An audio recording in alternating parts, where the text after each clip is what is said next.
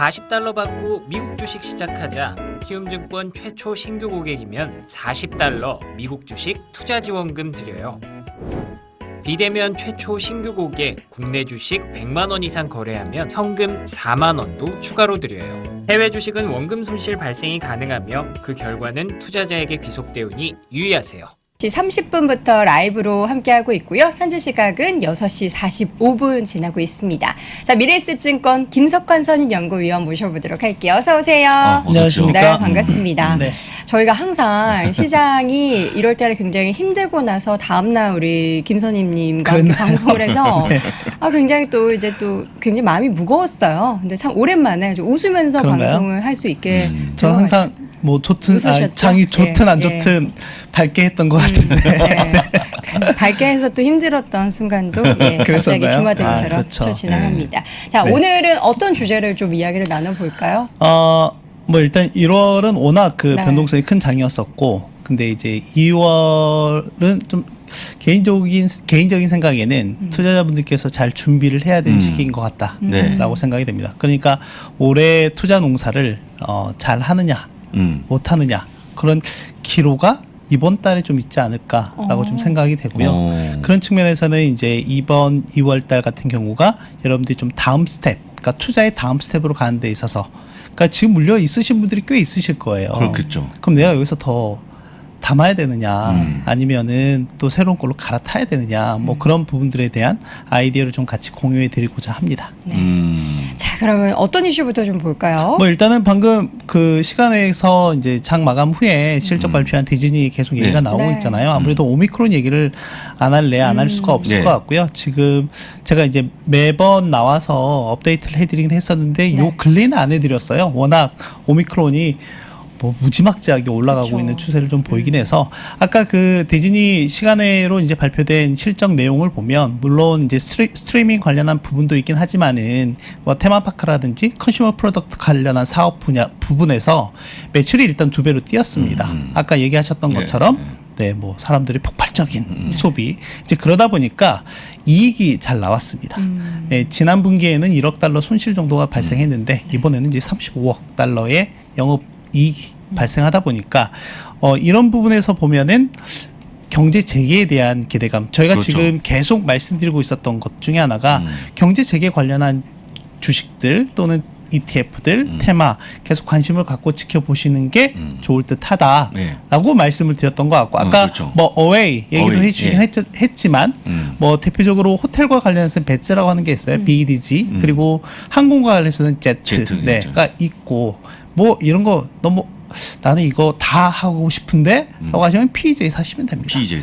네, 고민 없이. 고민 없이. 네. 네, 근데 고민 그런 게 없이. 다양한데 이게 이제 여행이 뜰만한 시점이 몇 번 있었잖아요. 그렇죠. 이번엔 속을까봐 못 사시는 게 아니라 이번엔 그래서 찐 반등 맞습니까? 이제 그래서 네. 찐반등 뭐 그런 거 제가 얘기하면 사기꾼 될 가능성이 상당히 높기 때문에 그런 건 잘 모르겠고, 네. 한번 내용들을 가지고 여러분들께 직접 판단해 보시면 좋지 않을까 생각이 됩니다. 준비한 화면을 보시면 네. 자, 포스트 팬데믹에 대한 그 흐름이 상당히 좀 빨라지고 있는 것 같습니다. 이게 지금 이 내용이 지금 밤중에 나온 내용들이에요. 물론 이제 파우치 고문 같은 경우에는 이제 어제 오후쯤에 내용이 나오긴 했지만, 지금 내용들을 좀 간략히 보시면 일단 전면적 대유행 이런 얘기를 파우치 이제 종식. 고문이 했어요. 네, 그래서 그러다 보니까 이제 마스크 의무 착용을 포함한 이제 코로나 조치들이 상당히 많았었잖아요. 네, 그렇죠. 이런 것도 이제 풀 거야, 풀리길 희망한다 이런 얘기를 하긴 했는데, 그와 더불어서 이제 미국 내에서 그 코로나로 인해서 가장 심각했던 지역 중에 하나가 바로 뉴욕주입니다. 네. 거의 뭐 바로미터라고 보시면 될 것 같은데, 뉴욕주에서 실내 마스크 의무화를 중단한다라고 발표를 했습니다. 2월 10일인가요? 그러면 중단한다는 게 아예 지금 당장. 끝난 거예요? 네, 마스크 안 써도 되는 네. 거예요? 실내에서 뭐 원래 접종자만 벗을 수 있다 그런 뭐 거 이런 없이, 것도 없이? 네, 전체적으로 다 어. 실내 마스크 의무화를 중단하겠다 발표했고, 아까 CVS 헬스 얘기하셨는데 작년 같은 경우에는 이제 코로나 백신이라든지 그 진단 키트에 대한 수요가 상당히 컸었죠. 네, 상당히 컸었는데 오늘 그 실적 발표를 하긴 했는데 어제 주가는 좀 부진했습니다. 그러네. 네. 근데 올해 전체적인 가이던스는 나쁘진 않았거든요. 나쁘진 않았는데 이제 어떤 부분들이 좀 상쇄가 됐냐면 올해 그러니까 지난해 백신이나 그 진단 키트에 대한 수요가 상당히 좋았는데 올해는 좀 덜할 거야라고 얘기를 했습니다. 백신은 올해 전체적으로 작년에 한 6천만 명이 정도가 접종을 했는데 했죠. 올해는 한 70에서 80% 정도 떨어질 걸로 예상을 했고 진단 키트 같은 경우에는 40에서 50% 정도 감소할 것으로 예상을 했단 말이죠. 다만 이제 이 부분을 이제 가정용 홈키트 그러니까 그 작년 연말에 바이든 대통령이 그러니까 미 정부가 직접 나서서 1억 개의 진단 키트를 사서 직접 국민들에게 인당 5개씩 뿌렸단 말이죠. 1인당 5개씩이요? 네, 그랬었거든요. 근데 제가 이제 그게 최근에 와서 좀 이해가 된 게, 네. 이래서 지금 우리나라가 그 가정용 그 신속 항원 진단 키트, 예. 그게 지금 못 품귀 구하죠. 현상이 예. 나오고 있잖아요. 네. 그래서 그때 1억 개를 사서 했구나. 네. 그런 생각이 불현듯 들더라고요. 네. 아무튼 지금 이런 부분들이 좀 일부 상쇄될 가능성은 있다라고 이제 얘기가 나온 부분이 있긴 했지만은 어찌됐건 오늘 주가는 좀 부진했었다라고 좀 보시면 될 것 같고요. 뭐 CVS 헬스 같은 경우 뭐 아시는 것처럼 미국 내 가장 큰 약국 체인이라고 보시면 되겠고 우리나라는 그냥 가서 처방전이라든지 그냥 일반 의약품 가서 사긴 하지만은 미국 내에서는 직접 거기에서 다양한 네. 처치나 이런 것도 가능하기 때문에 좀 다른 부분이 있다라고 좀 챙겨서 보시면 될 것 같고요. 네. 또 하나는 그 영국입니다. 지금 유럽에 그러니까 프랑스라든지 스위스라든지 그 다양한 유럽 서방 국가들을 중심으로 해서 그 계속 그 경제 재개에 대한 속도를 높이고 있고 지금 포스트 팬데믹 또는 위드 코로나로 가려고 하는 움직임들이 빨라지고 있는 상황이거든요. 그런 부분에서 봤을 때 이제 영국이 뭐 여기는 뭐 거의 오픈돼 있는 상황이라고 보시면 될 것 같고 예전부터 그랬죠. 네, 영국은? 예전부터 그랬잖아요. 근데 자가 격리까지 이제 처리할 거야라고 하는 얘기까지 했습니다. 이제 이러면 이제 완전히 계절 독감으로 가는 거거든요. 네.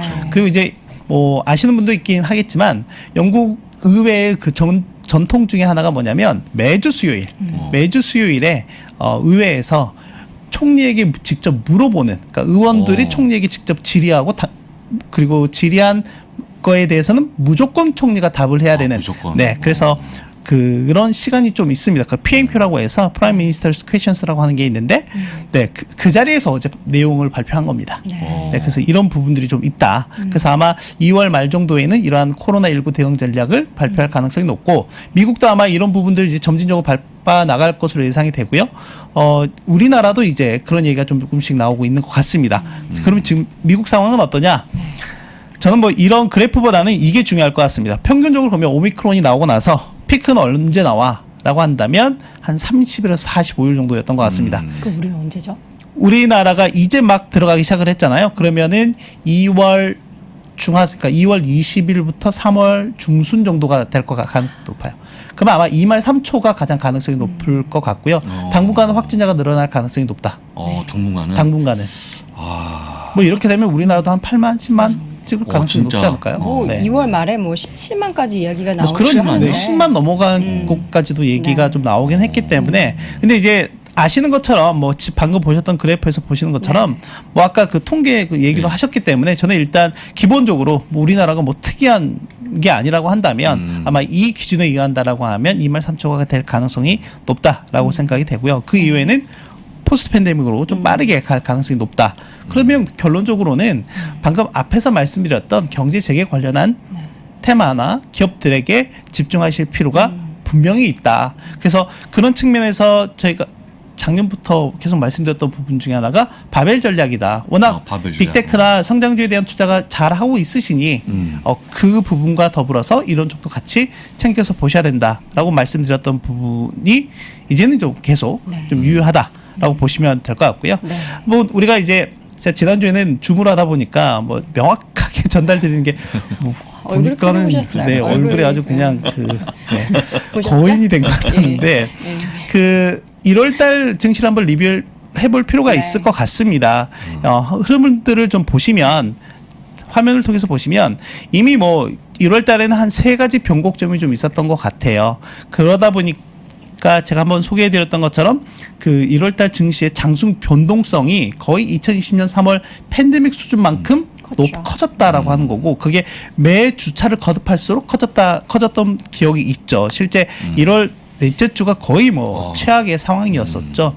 그때 이제 장 부사장님의 그 얼굴 기색이 생각이 나는데 거의 뭐 낯빛이 어두웠던 이제 이런 상황이었고 이제 빅테크들을 중심으로 실적이 발표가 되면서 시장은 자연스럽게 어닝 시즌으로 좀 넘어가고 있는 것 같습니다.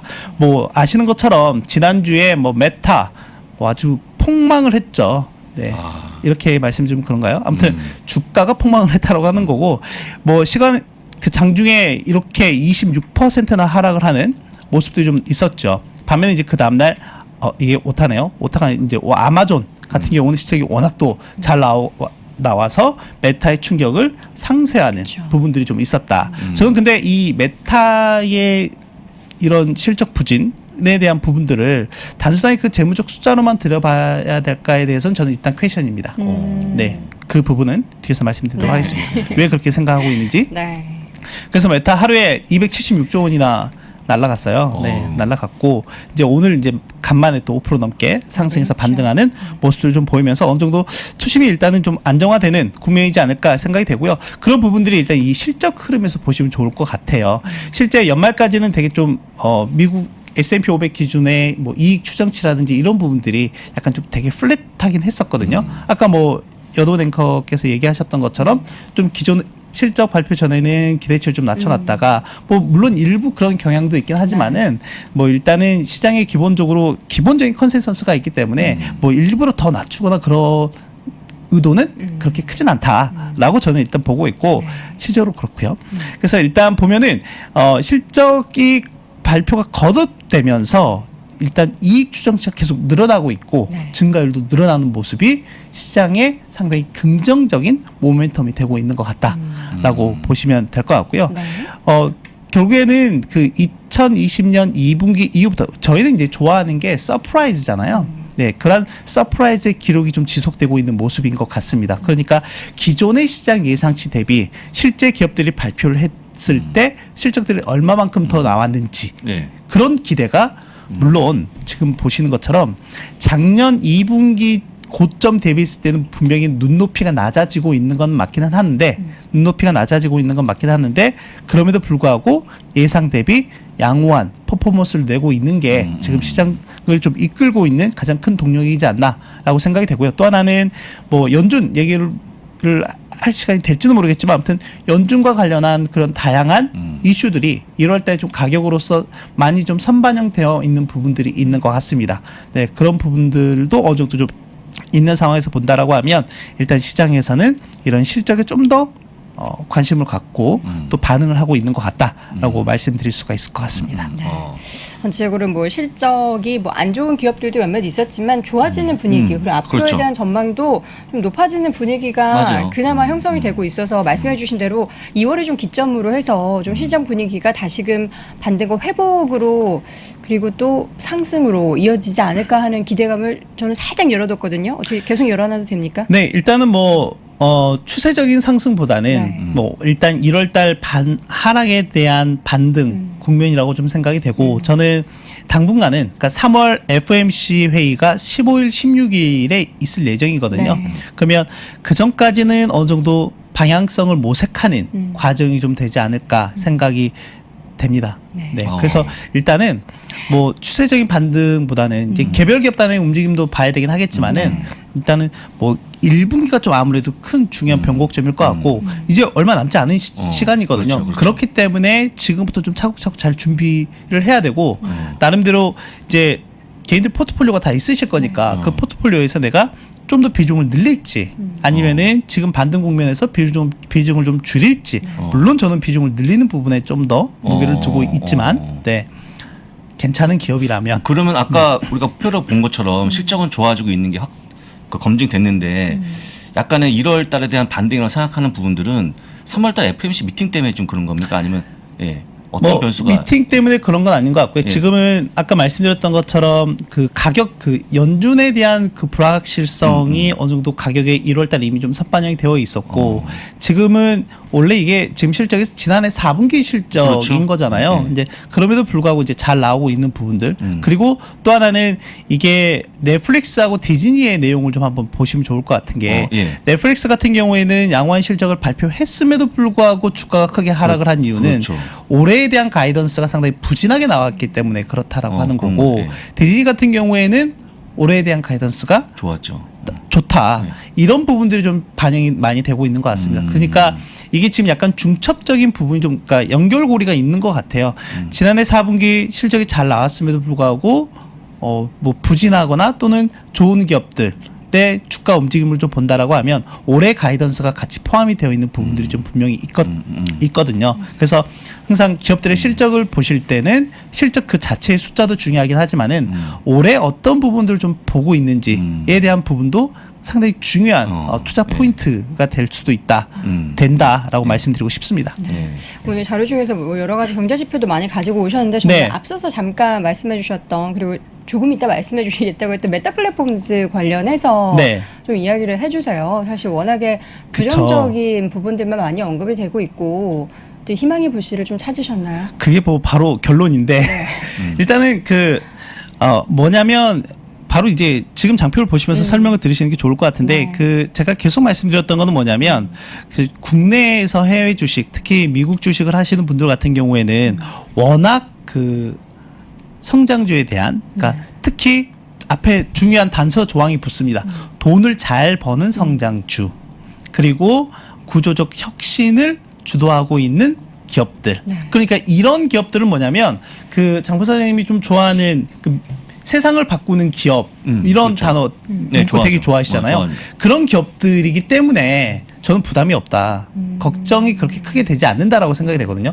그래서 저는 일각에서는 메타가 지난번에 그 100억 달러의 손실이 그러니까 메타버스 관련한 사업 부분에서 발생했다라고 얘기를 했거든요. 맞아요, 맞습니다. 그러면 그게 정말 지금 당장은 이 재무적 숫자로는 엄청난 손실로 발생이 되어 보이는 것 같지만 앞으로는 작년에 정말 핫했던 테마가 메타버스인 거잖아요. 네. 그렇죠. 앞으로의 산업의 방향이 그렇게 가겠다라고 하는 거고 이 기업은 거기에 과감하게 투자를 한 거고 물론 이거 외에 다른 요인들이 좀 있기도 하지만 저는 그렇다라고 하면 이 회사는 분명히 구조적 혁신을 좀 주도하고 있는 기업 중에 하나다라고 좀 생각을 해보고 있거든요. 네, 그런 관점에서 본다라고 하면 아까 뭐 비중을 좀 줄이시는 것보다는 오히려 제가 예전에 한번 언급했다가 몰매는 정도는 아니지만 줍줍이라고 했다가 하지만은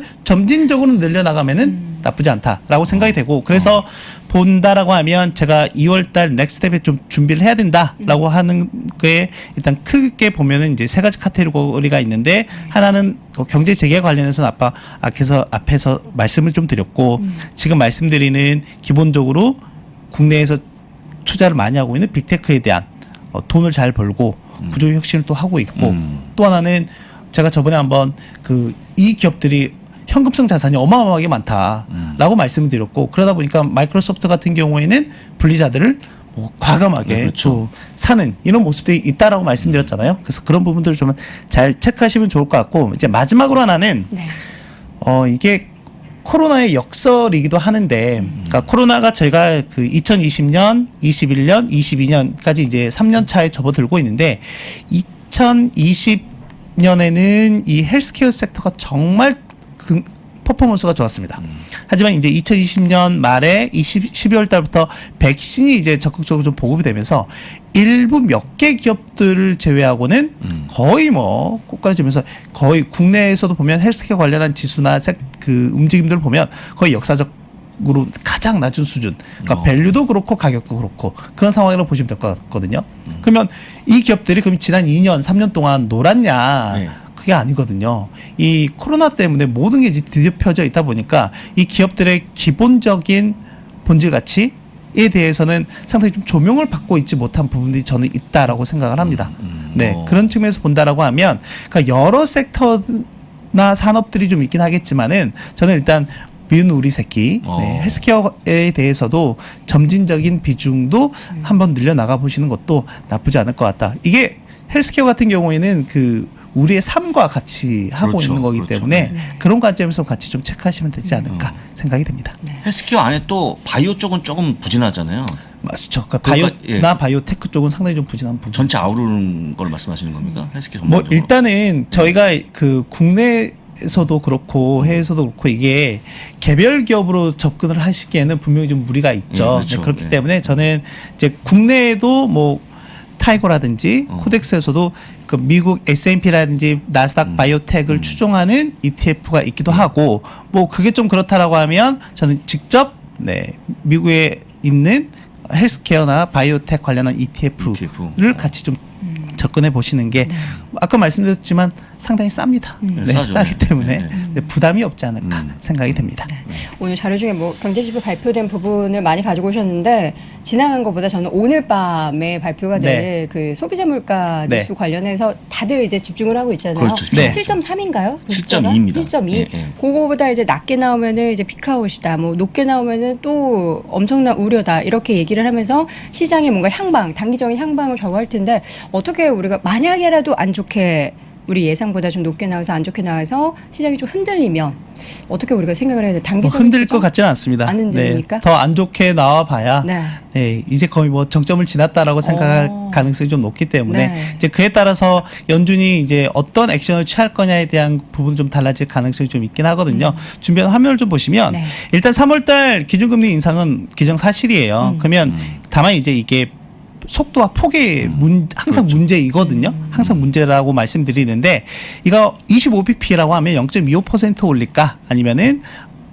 50bp 0.5% 포인트 올릴까인데 뭐 25bp 올리면은 그냥 무난하다라고 생각이 되고 50bp 올리면 뭐 거의 세상 망할 것처럼 얘기하지만 뭐 글쎄요. 저는 불확실성 해소로 봅니다. 네, 확실히 한번 이렇게 주고 나면 훨씬 더 시장은 더 매끄러질 가능성이 높다라고 생각이 되고 지금 이제 시장에서 문제는 뭐냐면 여기 보이시나요? 지금 그러니까 1월 중순 이후부터 그 시장에 들어오고 있는 내용이 뭐냐면 워낙 그 금리 인상 속도에 대해가 상당히 빨라질 거야. 원래 그 발표된 거에 의하면 올해 3번 정도 연준에서 올릴 걸로 예상했는데 시장에서는 지금 2번 이상, 그러니까 2배 이상, 최소 6번, 최소 5번에서 한 7, 8번까지도 예상을 좀 하고 있는 상황이다 보니 최근에 장기 금리보다는 단기 금리가 상당히 가파르게 올라오면서 그에 대한 이미 가격치를 다 반영을 했다. 그렇게 되면 이렇게 되면 어떤 현상이 발생하게 되냐면 원래 채권 금리라고 하는 거는 단기 금리보다는 장기 금리가 더 높아야 되잖아요. 높아야죠. 네. 그럼으로 인해서 수익률 곡선이 유지가 되게 되는 건데 만약 단기 금리가 빠르게 올라와 버리면은 이 수익률 곡선이 좁혀지게 되는 거죠. 그게 이제 저희가 장단기 금리 차가 축소가 된다라고 얘기하는 거고 좀 더 유식한 말로는 수익률 평탄화, 네, 그렇죠. 커브 플래티닝이 나타난다라고 얘기를 하는 거거든요. 근데 이런 부분들보다는 향후에 어느 정도 일단은 지금 가격이 좀 세게 반영이 되어 있으니 이제는 뭐 세게 반영이 되어 있으니까 자연스럽게 또 누그러지는 이런 모습들이 나오게 된다라고 하면 자연스럽게 정상적인 국면으로 좀 갈 가능성이 높다라고 좀 보고 있기 때문에 뭐 오늘 소비자 물가 지수가 물론 중요하긴 합니다. 중요하긴 한데 여기 오기 전 보니까 백악관에서 이미 또 경고를 했더라고요. 1월달 좀 세게 나올 수도 있어. 네, 얘기를 한 상황이기 때문에 뭐 이미 좀 시장에서 어느 정도 반영이 되어 있다라고 저는 생각을 하고 있습니다. 다행입니다. 네. 되게 걱정했는데 또 다행이다. 우리 오늘 또 되게 쿨하게 쿨합니다. 강력하게 또 말씀을 쿨합니다. 해주셔가지고 그러니까요. 너무 단도리 있게 해야 될 것 같아요. 네. 마음이 좋습니다. 뭐 정정할 게 하나 있는데 네. 그 미국 가정에 각 5개가 아니고 4개씩 받았다고 지금 채팅창에 올려주시더라고요. 네, 알겠습니다. 뭐 4개든 5개든. 고맙습니다. 어쨌든 네. 정부에서 줬다라는 거. 네. 예. 빨리 진단키트도 없는 그런 네, 그럼요. 상황이 왔으면 네. 좋겠습니다. 자, 이렇게 해서 오늘도 미래세트 아직도 미국 주식 투자 망설이고 있습니까? 이 미국 주식 좋은 건 알겠는데 아직도 망설이는 당신을 위해 미국 주식 분야 최장수 베스트셀러 미국 주식이 답이다 개정판이 출간됐습니다. 코로나19 이후 달라진 시장 트렌드, 2020년 이후의 유망 종목, 또 테마별 추천 ETF까지 한 권에 모두 담아냈습니다. 글로벌 투자의 중심으로 당신을 이끌어줄 미국 주식이 답이다 개정판 강의와 함께 보시면 더욱 좋습니다. 지금 전국 서점과 온라인에서 만나보세요.